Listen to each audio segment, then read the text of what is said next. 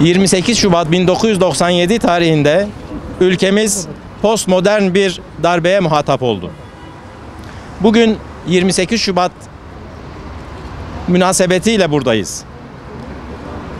Bu yıl dönümü vesilesiyle tekrar darbeleri sizlerin huzurunda şiddetle ve nefretle kınıyoruz. Arkadaşlar, darbe bir insanlık suçudur. Zira darbe eylemiyle insanların başta yaşama hakları ellerinden alınmakta, bireysel ve toplumsal her türlü özgürlükleri kesintiye uğratılmaktadır.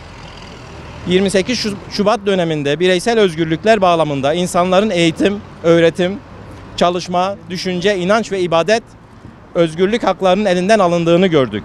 Bu milletin çocukları ilk öğretimden ta üniversite çağına kadar eğitim hayatından yoksun bırakıldılar. Dini inançları sebebiyle çalışma hakları dahil tüm sosyal ve ekonomik hakları ellerinden alındı. Haince fişlendiler. Başörtülü kadınlarımız, kızlarımız örtülü oldukları gerekçesiyle kamu hizmeti alamadılar.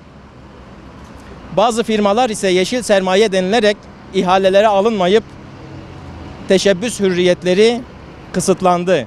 Ekonomiye ve iş gücüne yapacakları katkı maalesef ellerinden alındı. Bu katkıyı yerine getiremediler. Bankalarda milletin trilyonlarca lirası maalesef hortumlandı ve illegal yapılara aktarıldı. Medya o dönemlerde attığı manşetlerle meşru hükümeti devirdi, siyasi darbe yaptı. Ankara sokaklarında tanklar yürütülerek siyasete, demokrasiye ve insan haklarına balans ayarı yapıldı.